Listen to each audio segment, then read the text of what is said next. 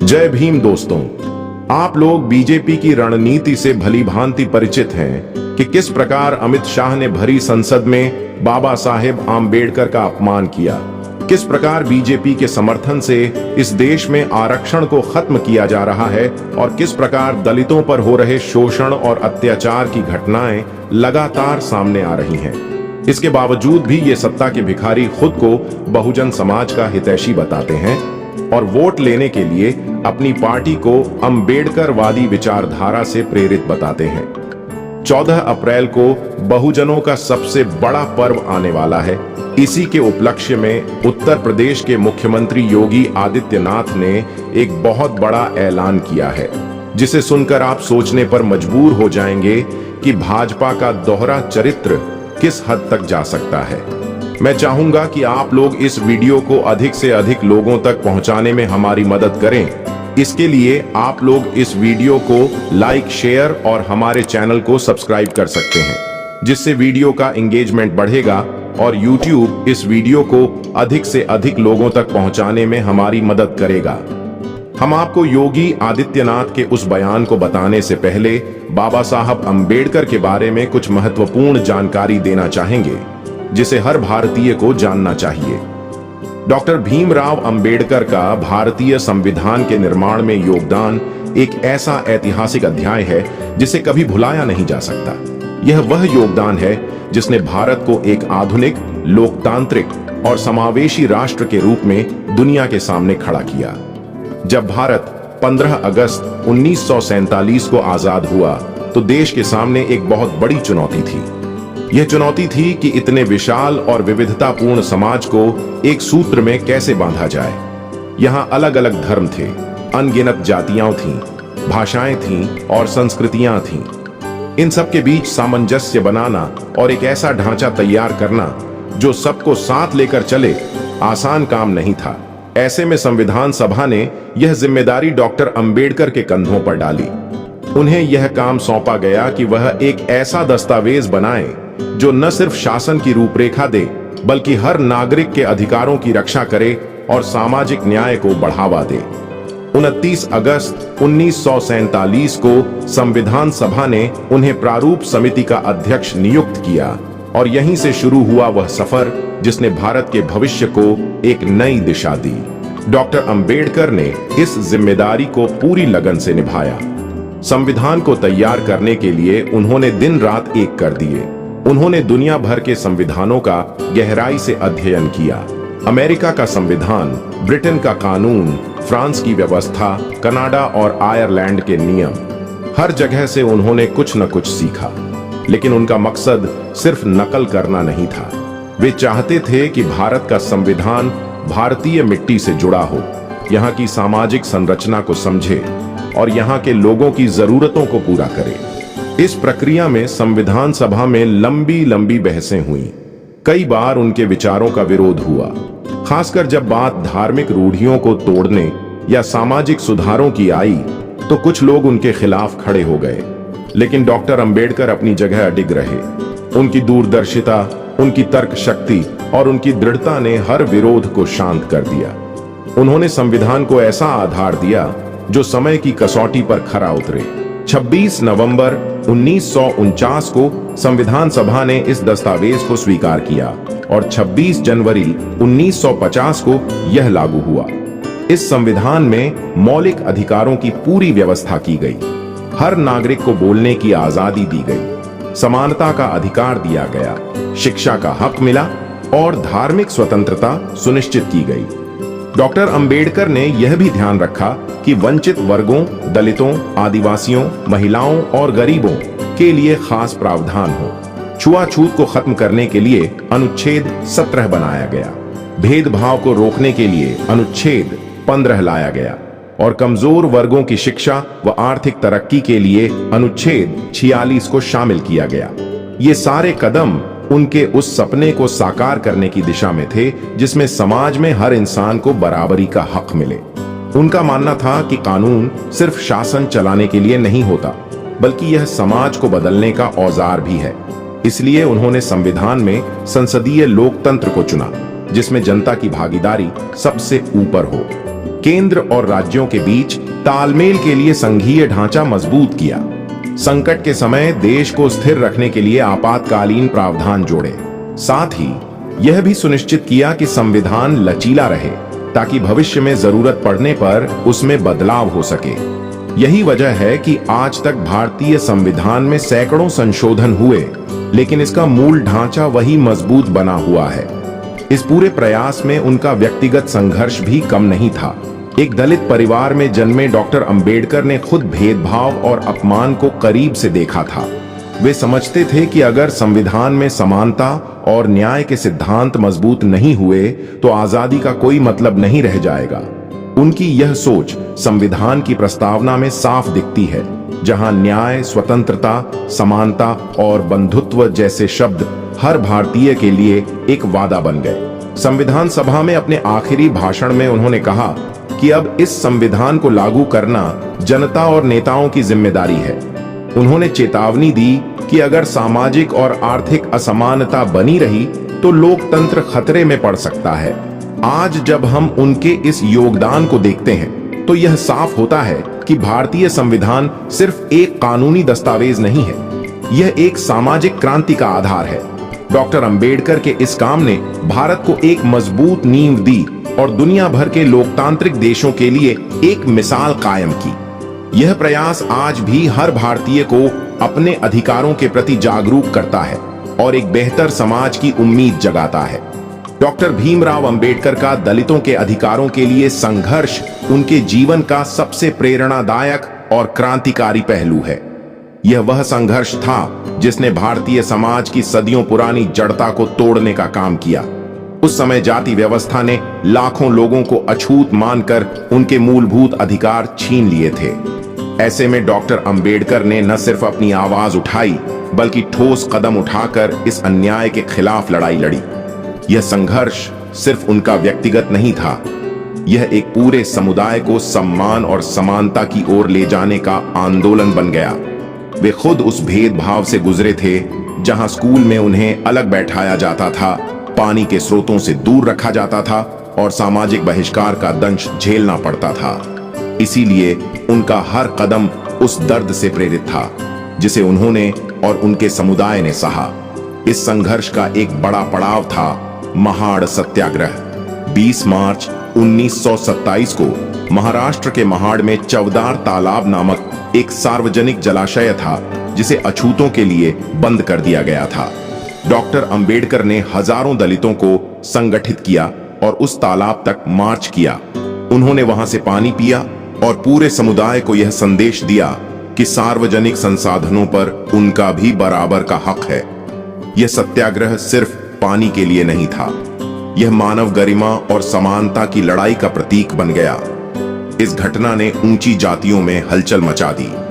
कई जगह हिंसा भी हुई, लेकिन डॉक्टर अंबेडकर ने अपने अनुयायियों को अहिंसा का रास्ता दिखाया और इस आंदोलन को मजबूत किया। फिर आया 1930 का कालाराम मंदिर प्रवेश आंदोलन। नासिक में कालाराम मंदिर में दलितों को जाने की इजाजत नहीं थी।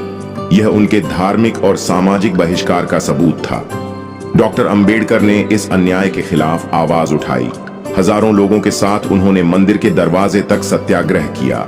यह आंदोलन 5 साल तक चला। भले ही तुरंत मंदिर में प्रवेश न मिला, लेकिन इसने समाज में एक गहरी चेतना पैदा की। उनका कहना था कि अगर धर्म सबके लिए नहीं है तो वह धर्म उनके लिए नहीं है। इस आंदोलन ने दलितों में आत्मसम्मान की भावना जगा दी। यह सवाल उठाया कि धार्मिक स्थानों पर भी भेदभाव क्यों होना चाहिए। उनका यह संघर्ष सिर्फ प्रदर्शनों तक नहीं रुका। उन्होंने सामाजिक जागरूकता फैलाने के लिए लेखन और भाषणों का सहारा लिया। मूक नायक अखबार शुरू किया, फिर बहिष्कृत भारत लाए। इनके जरिए उन्होंने दलितों की पीड़ा को समाज के सामने रखा। वे चाहते थे कि दलित न सिर्फ अपने अधिकारों के लिए लड़ें, बल्कि खुद को शिक्षित और संगठित भी करें। उनका मानना था कि जब तक दलित अपनी शक्ति को नहीं पहचानेंगे, तब तक कोई कानून या सुधार उन्हें पूरी तरह आजाद नहीं कर सकता। जाति का विनाश जैसी किताब में उन्होंने तर्क दिया कि यह व्यवस्था न सिर्फ दलितों बल्कि पूरे समाज के लिए अभिशाप है। उनके इन प्रयासों का असर धीरे धीरे दिखा। पहले जहां दलितों को सिर्फ सहानुभूति मिलती थी, वहां अब उन्हें एक राजनीतिक और सामाजिक शक्ति के रूप में पहचान मिलने लगी। यह संघर्ष संविधान में भी दिखा। छुआछूत को गैर कानूनी घोषित किया गया। दलितों के लिए शिक्षा और नौकरियों में आरक्षण की व्यवस्था हुई, लेकिन यह सिर्फ दलितों तक सीमित नहीं रहा। उनकी लड़ाई ने महिलाओं, मजदूरों और अन्य वंचित वर्गों को भी प्रेरित किया। उनका मानना था कि जब तक समाज का हर तबका आजाद और सम्मानित नहीं होगा, तब तक भारत सच्चे अर्थों में स्वतंत्र नहीं हो सकता। महाड़ और कालाराम जैसे आंदोलन न सिर्फ दलितों को उनकी ताकत का एहसास कराते हैं, बल्कि पूरे देश में सामाजिक सुधार की लहर पैदा करते हैं। आज उनका यह संघर्ष हमें सिखाता है कि अधिकार मांगने से नहीं, लड़ने से मिलते हैं। यह लड़ाई तब तक जारी रहनी चाहिए जब तक हर इंसान को उसका हक न मिल जाए। डॉक्टर भीमराव अंबेडकर का पुणे पैक्ट भारतीय इतिहास में एक निर्णायक मोड़ था। यह घटना 1932 में हुई, जब भारत ब्रिटिश शासन के अधीन था और स्वतंत्रता संग्राम अपने चरम पर था। उस समय ब्रिटिश सरकार ने कम्युनल अवार्ड की घोषणा की। इसमें हिंदुओं, मुसलमानों, सिखों और दलितों, जिन्हें तब डिप्रेस्ड क्लासेस कहा जाता था, के लिए अलग अलग निर्वाचक मंडल प्रस्तावित थे। दलितों को भी अलग निर्वाचक मंडल देने का फैसला हुआ, यानी वे अपने प्रतिनिधियों को अलग से चुन सकते थे। डॉक्टर अंबेडकर ने शुरू में इसका समर्थन किया। उनका मानना था कि इससे दलितों को अपनी आवाज उठाने का मौका मिलेगा और वे मुख्यधारा की राजनीति से अलग थलग नहीं रहेंगे। लेकिन महात्मा गांधी ने इसका कड़ा विरोध किया। उनका कहना था कि यह हिंदू समाज को और बांट देगा। जातिगत भेदभाव को खत्म करने की बजाय यह उसे और गहरा करेगा। गांधी ने पुणे की यरवदा जेल में आमरण अनशन शुरू कर दिया। इससे देश में हलचल मच गई। उनका अनशन एक भावनात्मक अपील बन गया। दबाव बढ़ने लगा कि इस मुद्दे पर कोई समझौता हो। डॉक्टर अंबेडकर के सामने मुश्किल हालात थे। एक तरफ उनकी मांग थी कि दलितों को राजनीतिक शक्ति मिले, दूसरी तरफ गांधी का जीवन खतरे में था, जिससे सामाजिक और राजनीतिक अस्थिरता का खतरा बढ़ रहा था। इस संकट को हल करने के लिए 24 सितंबर 1932 को पुणे पैक्ट पर हस्ताक्षर हुए। इस समझौते में डॉक्टर अंबेडकर ने अलग निर्वाचक मंडल की मांग छोड़ दी। बदले में यह तय हुआ कि विधायिकाओं में दलितों के लिए आरक्षित सीटें बढ़ाई जाएंगी। कम्युनल अवार्ड में जहां दलितों के लिए 71 सीटें थीं, वहां पुणे पैक्ट के बाद यह संख्या 148 हो गई। ये प्रतिनिधि संयुक्त निर्वाचक मंडल से चुने जाते, यानी हिंदू समुदाय के सभी मतदाता मिलकर दलित प्रतिनिधियों को चुनते। यह एक रणनीतिक समझौता था। इससे दलितों को राजनीतिक मंच तो मिला, लेकिन उनकी स्वतंत्र राजनीतिक पहचान कुछ हद तक सीमित हुई। यह फैसला उनके लिए आसान नहीं था। वे जानते थे कि अलग निर्वाचक मंडल दलितों को अपनी शक्ति संगठित करने का बेहतर मौका देता, लेकिन गांधी के अनशन के दबाव में उन्हें यह कदम उठाना पड़ा। फिर भी उन्होंने हार नहीं मानी। इस मौके का इस्तेमाल कर उन्होंने दलितों के लिए ज्यादा सीटें हासिल की। पुणे पैक्ट का असर लंबा चला। 1935 के गवर्नमेंट ऑफ इंडिया एक्ट में इसके प्रावधान शामिल हुए। दलितों को विधायिकाओं में प्रतिनिधित्व मिलना शुरू हुआ। यह एक ऐसी शुरुआत थी जिसने दलितों को राजनीतिक रूप से जागरूक और सक्रिय बनाया। बाद में संविधान में अनुच्छेद 330 और 332 के तहत लोकसभा और राज्य विधानसभाओं में सीटें आरक्षित हुईं। यह पुणे पैक्ट की भावना को आगे बढ़ाता है। कुछ लोग इसकी आलोचना करते हैं कि इससे दलितों की स्वतंत्र पहचान दब गई, लेकिन उस समय के हालात में डॉक्टर अंबेडकर के पास ज्यादा विकल्प नहीं थे। जो उन्होंने हासिल किया वह उस दौर की बड़ी उपलब्धि थी। यह उनकी दूरदर्शिता और व्यावहारिकता को दिखाता है। आज पुणे पैक्ट हमें सिखाता है कि राजनीतिक शक्ति ही सामाजिक बदलाव का हथियार है। डॉक्टर भीमराव अंबेडकर के लिए शिक्षा और जागरूकता वह नींव थी जिस पर समाज की तरक्की टिकी है। उनका मानना था कि शिक्षा ही वह हथियार है जो अज्ञानता, गरीबी और गुलामी की जंजीरों को तोड़ सकता है। शिक्षित बनो, संगठित रहो, संघर्ष करो, यह उनका नारा था। यह सिर्फ शब्द नहीं बल्कि एक जीवन दर्शन था। वे खुद इसके सबसे बड़े उदाहरण थे। एक दलित परिवार में जन्मे डॉक्टर अंबेडकर को बचपन में शिक्षा के लिए भारी मुश्किलें झेलनी पड़ी। स्कूल में उन्हें अलग बैठाया जाता था, शिक्षकों का सहयोग नहीं मिलता था, सामाजिक बहिष्कार के कारण किताबें तक मुश्किल से मिलती थीं।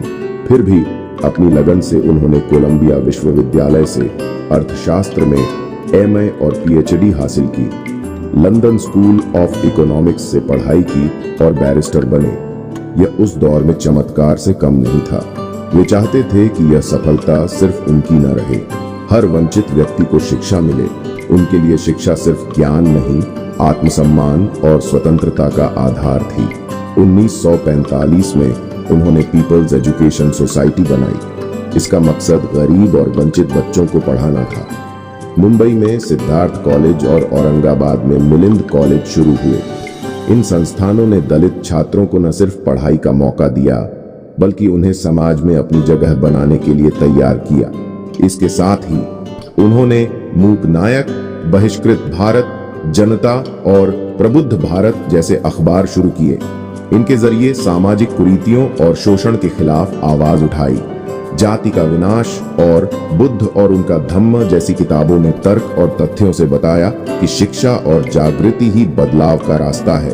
उनका यह प्रयास सिर्फ दलितों तक नहीं था, वे पूरे समाज को शिक्षित देखना चाहते थे। उनका मानना था कि अशिक्षित समाज में लोकतंत्र और समानता का सपना अधूरा है। संविधान सभा में उन्होंने शिक्षा को मौलिक अधिकार बनाने की कोशिश की। भले ही तब यह पूरी तरह लागू न हुआ, लेकिन अनुच्छेद 45 में मुफ्त और अनिवार्य शिक्षा का प्रावधान उनकी सोच को दिखाता है।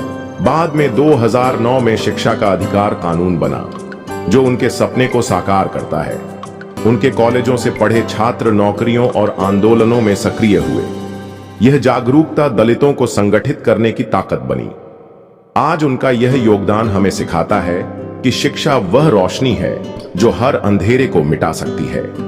डॉक्टर भीमराव अंबेडकर का महिलाओं और श्रमिकों के लिए योगदान उनके सामाजिक न्याय के दर्शन का अहम हिस्सा था। वे मानते थे कि समाज की प्रगति तब तक अधूरी है जब तक उसकी आधी आबादी, महिलाएं और मेहनतकश वर्ग, श्रमिक शोषित रहे। महिलाओं के लिए उनकी सोच उस समय क्रांतिकारी थी, जब महिलाओं को संपत्ति, शिक्षा और स्वतंत्रता से वंचित रखा जाता था। तब डॉक्टर अंबेडकर ने उनकी मुक्ति को अपने मिशन का हिस्सा बनाया। हिंदू कोड बिल में उन्होंने तलाक का अधिकार, संपत्ति में बराबरी और एक पत्नीत्व जैसे सुधार प्रस्तावित किए। यह बिल 1950 के दशक में संसद में लाया गया, लेकिन कट्टरपंथी विरोध के कारण पास नहीं हुआ। नाराज होकर उन्होंने कानून मंत्री का पद छोड़ दिया। फिर भी उनकी यह लड़ाई बाद में महिलाओं के अधिकारों की नींव बनी। संविधान में अनुच्छेद 14 और 15 के जरिए उन्होंने महिलाओं को समानता और भेदभाव से सुरक्षा दी। उनका कहना था कि महिलाओं की प्रगति ही समाज का पैमाना है। श्रमिकों के लिए भी वे उतने ही संजीदा थे। औद्योगिक भारत में मजदूरों की हालत देखकर उन्होंने उनके हितों की वकालत की। 1942 में वायसराय की परिषद में श्रम सदस्य रहते हुए 8 घंटे का कार्य दिवस लागू करवाया। बीमा, छुट्टियां और न्यूनतम वेतन की पैरवी की। संविधान में अनुच्छेद 43 के जरिए श्रमिकों के लिए बेहतर परिस्थितियां सुनिश्चित की। उनकी यह लड़ाई एक समावेशी समाज की नींव है।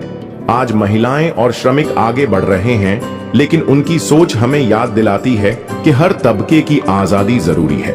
अब हम आपको योगी आदित्यनाथ द्वारा बाबा साहब अंबेडकर की जयंती पर दिए गए उस ऐलान के बारे में बताएंगे। उत्तर प्रदेश के मुख्यमंत्री और भारतीय जनता पार्टी के प्रमुख नेता योगी आदित्यनाथ ने 14 अप्रैल 2050 को होने वाली अंबेडकर जयंती के उपलक्ष्य में एक बड़ा और प्रेरणादायक ऐलान किया है। अपने संबोधन में उन्होंने कहा, जिस प्रकार हमारी भाजपा सरकार ने डिजिटल भारत के सपने को साकार करने के लिए भीम यूपीआई जैसी क्रांतिकारी योजना को जन जन तक पहुंचाया, उसी तरह बाबा साहब डॉक्टर भीमराव अंबेडकर के सम्मान में हमारी सरकार ने अनेक ऐतिहासिक कदम उठाए हैं। इस बार अंबेडकर जयंती के पावन अवसर पर भी हमारी भाजपा सरकार कुछ ऐसा करने जा रही है जो न केवल बाबा साहब के विचारों को जीवंत करेगा, बल्कि समाज के हर वर्ग को एक नई दिशा देगा। यह खास घोषणा क्या होगी? इसका खुलासा 14 अप्रैल को अंबेडकर जयंती के दिन ही होगा। तब तक आप सभी इस ऐलान के आधार पर बीजेपी के इस दूरदर्शी फैसले का इंतजार कीजिए। योगी आदित्यनाथ ने अपने बयान में आगे कहा, बाबा साहब का जीवन एक ऐसी मिसाल है जो हमें सिखाती है कि कठिन से कठिन परिस्थितियों में भी धैर्य, संकल्प और समर्पण के साथ आगे बढ़ना चाहिए। उनका दिया हुआ संविधान न सिर्फ हमारी आजादी की नींव है, बल्कि यह आने वाली पीढ़ियों को एकता, बंधुत्व और भाईचारे का अमर पाठ पढ़ाता रहेगा। यह संविधान केवल कागज पर लिखे शब्द नहीं, बल्कि एक जीवंत दर्शन है जो हर भारतीय के दिल में समानता और न्याय का अलख जगाता है। हमारी सरकार का यह प्रयास होगा कि बाबा साहब के सपनों को साकार करने के लिए हर संभव कदम उठाया जाए।